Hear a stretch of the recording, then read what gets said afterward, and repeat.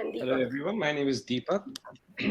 I'm the CEO of Labua Hotels and Resort, a company which is a very unconventional organization and has done quite a lot in small number of years looking at the conventional business.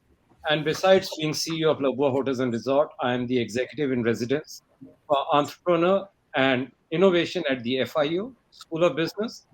I am also co-creating a luxury incubator at the FIU. So that is the two other things I'm doing besides being at Lakua. And it's an honor to be here with all of you. Thank you. Thank you so much, and it was so nice for me to get to know a little bit more about you.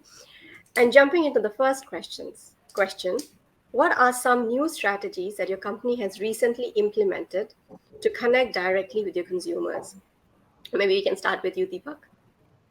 Okay, so what we have done to be directly in touch with the consumer, and I think it's a very good question to be asked to me first, is because the hospitality business has been closed. I think we have been closed and hopefully will be opening soon.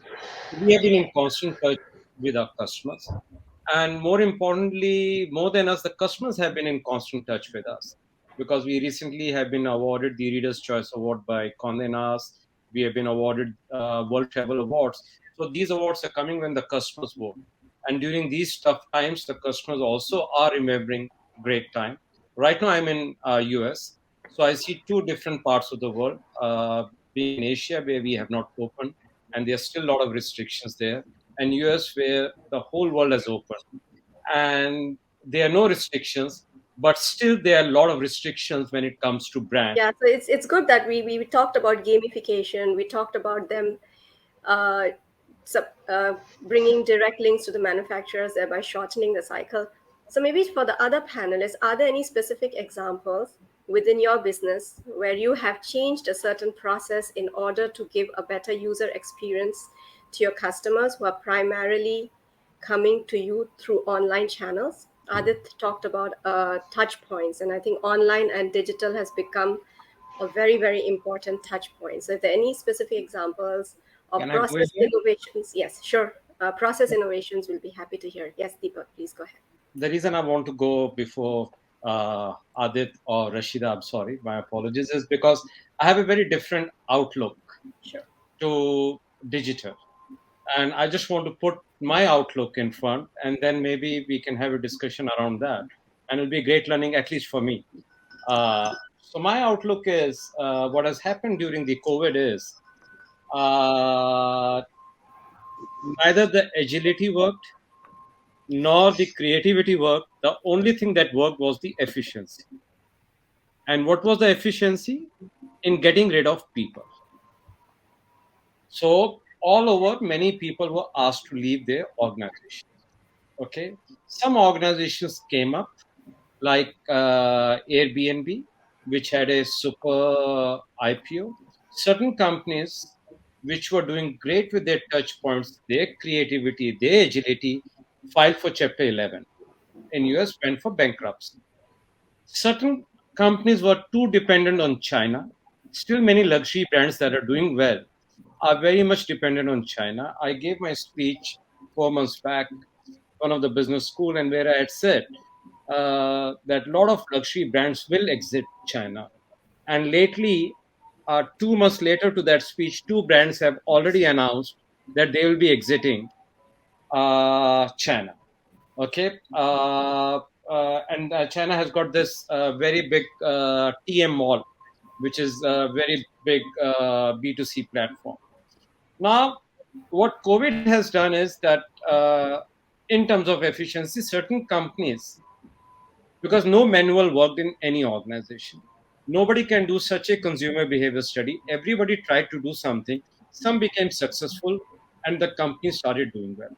Others waited, like us in hospitality. We can't go digital. We can't give food on a digital platform. We can't meet guests on digital platform. We can't give them rooms on digital platform. We remain closed. There are other sectors where the supply chain affected their efficiency because the biggest port in the world, LA, is still 15 days behind. 15 days behind, meaning so many containers are still waiting. So if we keep all these factors in inside. My personal take, and it's not a studied opinion, is that whichever organization is doing well because of COVID may have to go for a reset after 2 or 3 years. The world is going to go for a change. I have full respect for all digital platforms. I am also one of a very big consumer on a digital platform, but I think there'll be a correction that is going to take place. Uh, uh, we are doing this virtual conference. We are on the virtual platform. What it is adding is to the three attributes of behavior. And the biggest behavior change that people are going to see is a de-stress. Right now, we are very stressed because we are not able to meet people. We're not able to see people. We are talking about touch points on every virtual platform that is possible, but we are not talking about personally meeting the people and personally holding the conversation. So I believe certain industries are going to go for a big reset. Certain industries which is bringing like your company Sushant, the brand which I also didn't know he is in, is bringing certain brands to a very high level. I'm not saying it's going to go for a complete overhaul, but there will be a reset button that will be pressed, because what is happening also, there's another change that is happening. The change is governed not by people. Consumer is people, and people working in the organization are also people. If we look at the business school pass out students, the way they are looking at joining the company or looking at in which company to work has completely changed in last 2 years. And I think same people are also going to be the consumer for the future, or their parents are consumer presently, which is going for a reset. So I think we are using these big words, that is agility, efficiency, and creativity, but we have not understood the deeper meaning behind these attributes. That will be my take.